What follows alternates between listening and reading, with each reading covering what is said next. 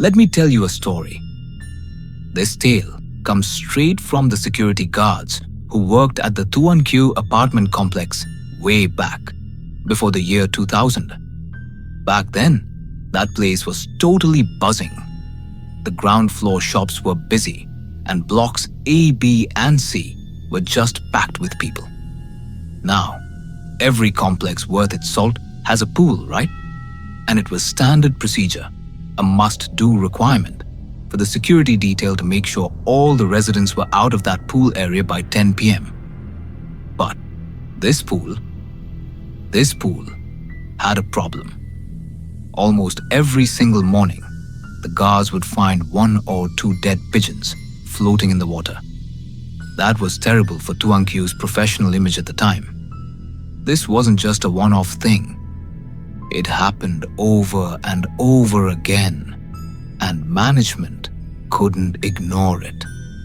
Naturally, the security guards got stuck with the responsibility. The logic was that the birds died overnight when the guards were supposed to be patrolling. And pigeons, remember, are birds that go to sleep at night. Because the whole situation was so weird, they suspected someone was secretly tossing the pigeons into the pool. But why? No one knew. So, they decided to watch quietly, not wanting to make a huge scene. Now, among the guards at Thuan Kieu, there was this older guy. Let's call him Noah. Noah was one of the senior guys there, and since he didn't have a family, he often pulled the graveyard shift. Noah figured he needed to figure out which fancy resident was raising these pigeons. He reasoned that pigeons usually just fly around near their own nests.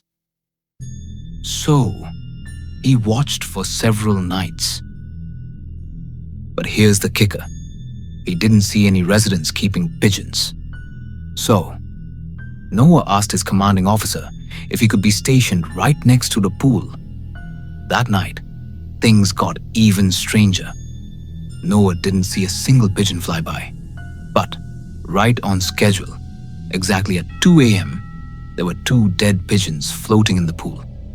He was totally flabbergasted. He hadn't dared to look away, and sleeping was out of the question. Yet, there they were. Noah hauled them out, then kept watching until morning. But no other birds died. The next day, Noah reported what happened to the higher-ups. He stressed, "Look, I didn't see them fly in, but I swear, 2 dead birds popped up on the surface right at 2 a.m. One of the younger guards, a colleague, laughed and joked, "No way, maybe it's a ghost. They aren't dying from the sky. Maybe they're dying up from the water." That joke really bothered Noah. He started thinking. He realized that whenever he did his patrols, he always felt a cold wind and got the creeps. Especially since the complex was so massive, he'd never even finished checking every part of it. That unsettling feeling made Noah want to try something different. He asked the captain for permission to patrol the other areas that night. He climbed up to the highest floors, near the very top, to look down. He figured he could get a better view and see if any pigeons were flying in. Before going up, he made sure the powerful pool lights were on, the kind that could illuminate the whole area. Standing way up high and looking down at the illuminated pool, Noah realized something chilling. The pool looked exactly like a giant mirror. It was reflecting everything. Below the surface, he could see the image of a city and another apartment tower, the inverted reflection of the real TK complex. This image of a city under the water changed Noah's life. He stared, captivated by the pool's surface, and that's when he saw a truly bizarre phenomenon. He saw a pair of pigeons flying, but they weren't flying in the real world. They were flying inside that reflective mirror in the pool. Holy cow! There were no real pigeons outside at all. But in the reflection, Noah saw a pair soaring in that strange mirror. Before Noah could even process what he was seeing, that pair of birds died and surfaced in the real space. This was so illogical.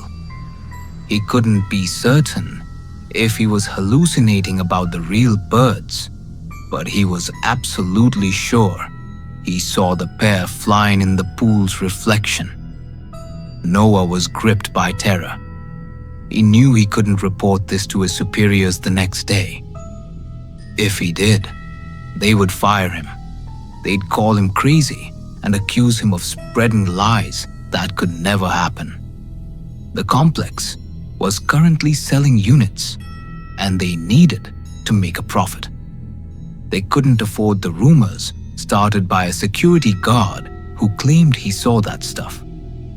The next day, Noah just reported that he hadn't found the culprit, but asked for enhanced support, saying he couldn't patrol the whole area alone. That very afternoon, Noah did something totally wrong. He snuck out to the pool area, secretly making an offering. He lit incense and left some fruit.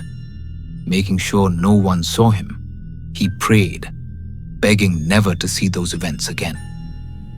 That night, his superiors sent backup, a guard named Liam.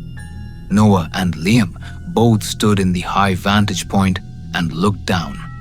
Sure enough, there were no birds and nothing happened that night. Since no dead pigeons appeared the following day, the management assumed the vandals had been caught out and wouldn't try anything again. So, the captain stopped sending backup. Great. Once again, Noah went up to the high floor alone to watch. This time, the images he saw in the world on the other side of the pool's surface were even more bizarre. Noah saw families living in the reflected apartments. Under the water, all the rooms in the Thuan Kieu complex were brightly lit, even though, in reality, they were dark. The weirdest part, the reflection showed a parallel world where every single room was occupied. Who were these residents? Noah was horrified. He got goosebumps all over. What made him truly weak in the knees was realizing that the apartment he was standing in, which was empty in real life, showed a warm yellow light in the reflection. That meant a resident from the other side was already occupying the very apartment where he stood. The next morning, Noah spilled his guts to Liam. He told him everything. The pigeons from the other world, the ghostly lit rooms. Naturally, Liam just scoffed, finding the whole story completely unbelievable. But Noah told Liam that after seeing the reflection, his initial fear had turned into curiosity, and then a burning desire. He craved to witness and live in that other world. To him, that world was beautiful, dazzling, and magnificent. The very next day, Liam saw Noah buying tons of roasted duck and pork. Noah secretly made another offering by the pool, then gave all the food to his colleagues. Liam even teased Noah that day, saying, "Hey, next time you make an offering, let me know, and I'll bring some wine." But Liam had no idea. That was the last thing he ever said to Noah. 5 days later, Noah was found drowned. He was soaking wet. His face was pale. But the strangest thing was his body. It was cramped up, like he was kneeling to worship something. At the time, the other colleagues just figured he got cold at night, fell in, and couldn't get out. Others thought maybe he saw a pair of pigeons and tried to retrieve them. Everyone eventually let the matter go. But Liam kept Noah's stories locked inside because they were just too hard to believe.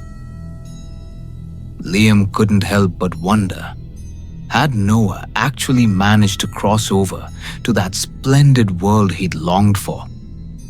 Liam was given Noah's patrol spot, perhaps because they had been close.